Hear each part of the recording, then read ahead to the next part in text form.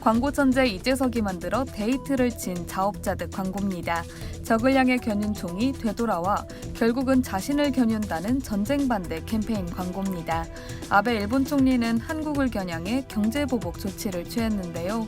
아베 신조 일본 정부가 징용 판결 관련 한국의 반도체 핵심 소재 수출을 제한하는 경제보복에 나서면서 세계 공급망이 충격을 받을 수 있다는 우려가 나옵니다. 한국 반도체 생산이 차질을 빚으면 미국이나 중국, 일본 등의 전자제품 제조사가 직접적으로 피해를 보기 때문입니다. 일본의 한국 반도체 소재 수출 규제에 대해 당장 중국 언론은 우려를 표했습니다.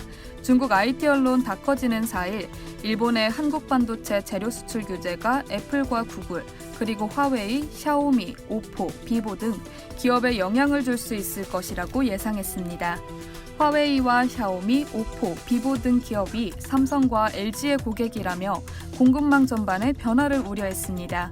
한국 기업에 부품을 공급받는 중국 디바이스 기업 대부분이 영향권에 들었다고 봤습니다. 일본 규제 영향을 분석한 영국 시장조사 업체 IHS 역시 소니와 파나소닉, HP 이외에도 한국에 전자부품을 공급받는 고객으로 중국 레노버와 화웨이가 포함됐다고 지적했습니다. 연쇄 효과에 따른 우려 역시 만만치 않습니다. 한국 기업의 부품 조달 문제가 애플의 아이폰 감산으로 이어질 경우 중화권 제조사 타격도 배제할 수 없기 때문입니다.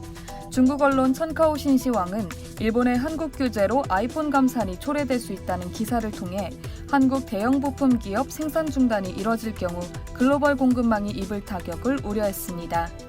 천카오 신시황은 한 일본의 대형 가전 기업 관계자를 인용해 만약 한국의 메모리 반도체 공급이 지연될 경우 애플의 아이폰 감산이 이뤄질 것이며 자사 부품 공급 생산에 영향이 있을 수밖에 없다고 전했습니다. 애플의 공급망에 속한 일본과 중국 공급업체 역시 자유롭지 않다는 우려가 일고 있습니다.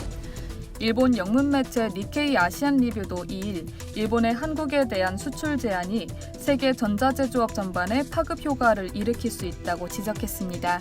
일본 정부의 판단에 따라 수출이 불가할 수도 있어 삼성전자와 SK하이닉스, LG디스플레이 등 그동안 일본으로부터 해당 소재를 수입하던 한국 기업에 비상이 걸렸습니다. 일반적으로 반도체 부품이나 소재 재고는 한두 달치만 쌓아놓기 때문입니다. 최악의 시나리오는 일본이 핵심 소재 수출을 금지하면 2달 뒤 한국 내 반도체 생산이 완전히 멈출 수 있습니다.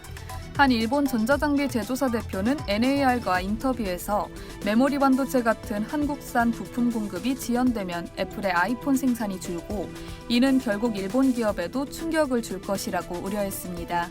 투자은행 골드만삭스도 2일 발표한 보고서에서 한국 부품을 사용하는 미국과 중국 등 고객사들이 충격을 받을 것이라고 예상했습니다.